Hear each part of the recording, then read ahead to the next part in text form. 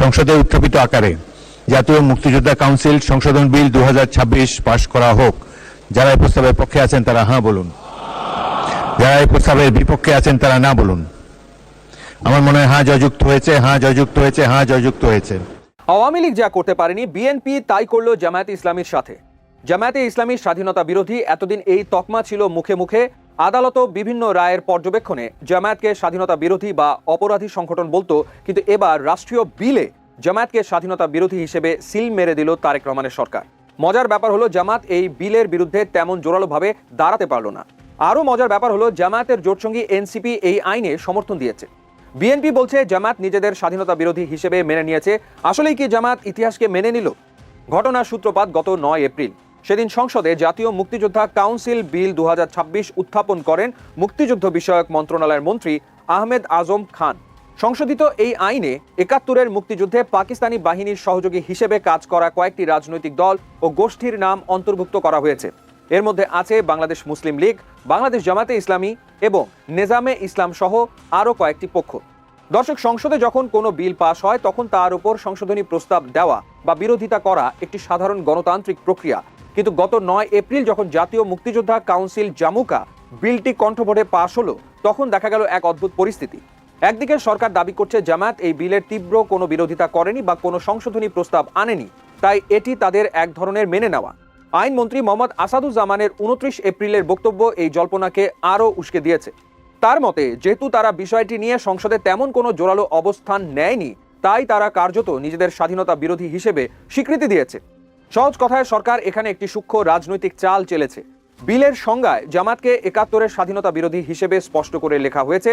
এখন সরকার পক্ষের যুক্তি হলো, আমরা তো লিখেই দিয়েছি তোমরা কারা, আর তোমরা তো তা বাধা দাওনি, তাহলে তো বিষয়টি তোমরা মেনেই নিয়েছো। অন্যদিকে জামায়াতের অবস্থানটি বেশ চতুর। তারা সরাসরি বিলটিকে ফ্যাসিবাদী বয়ান বলে উড়িয়ে দিচ্ছে। জামায়াতের শীর্ষ নেতাদের বক্তব্য অনুযায়ী সংসদে তাদের আপত্তিকর কণ্ঠস্বরকে সরকার ইচ্ছাকৃতভাবে উপেক্ষা করেছে। তাদের প্রশ্ন, আমরা আপত্তি জানালাম কিন্তু তা তো ধোপে টিকল না, তাহলে আমাদের কি করার ছিল? এখানে জামায়াত আসলে একটি কৌশল অবলম্বন করছে। তারা নিজেদের এখনকার জনসমর্থন সামনে আনছে, যাতে সাধারণ মানুষের কাছে তারা নিজেদের একটি আধুনিক ও গণতান্ত্রিক দল হিসেবে তুলে ধরতে পারে। তাদের ভাষায় 71-এর সেই পুরনো প্রসঙ্গ তুলে এনে সরকার আসলে বর্তমানের রাজনীতিতে তাদের কোণঠাসা করার চেষ্টা করছে। অর্থাৎ জামায়াত এই তকমা মানছে না, বরং এটাকে একটি রাজনৈতিক ষড়যন্ত্র বা মিথ্যাচার হিসেবে প্রমাণের চেষ্টা করছে। কিন্তু আসল ঝুঁকিটা কোথায়? বিশ্লেষকরা যেদিকে ইঙ্গিত করছেন সেটি হলো আইনি বৈধতা।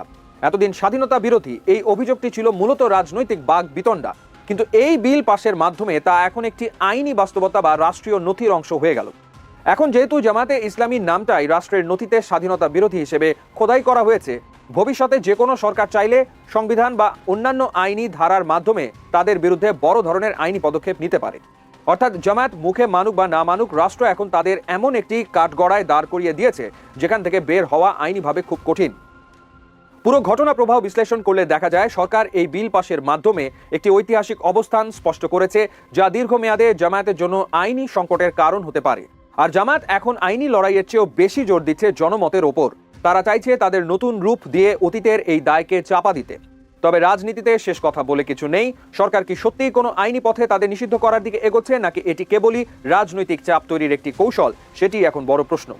বিলটি পাশ হয়ে যাওয়া মানেই জামায়াতের রাজনীতি শেষ হয়ে যাওয়া নয়, বরং এটি তাদের ওপর চাপিয়ে দেওয়া এক অদৃশ্য শিকল, যা ভবিষ্যতে তাদের প্রতিটি পদক্ষেপকে প্রশ্নবিদ্ধ করবে। জামায়াতের এই কৌশলগত নীরবতা কি আসলে তাদের আত্মরক্ষার উপায়, নাকি পরিস্থিতির কাছে নিরুপায় আত্মসমর্পণ?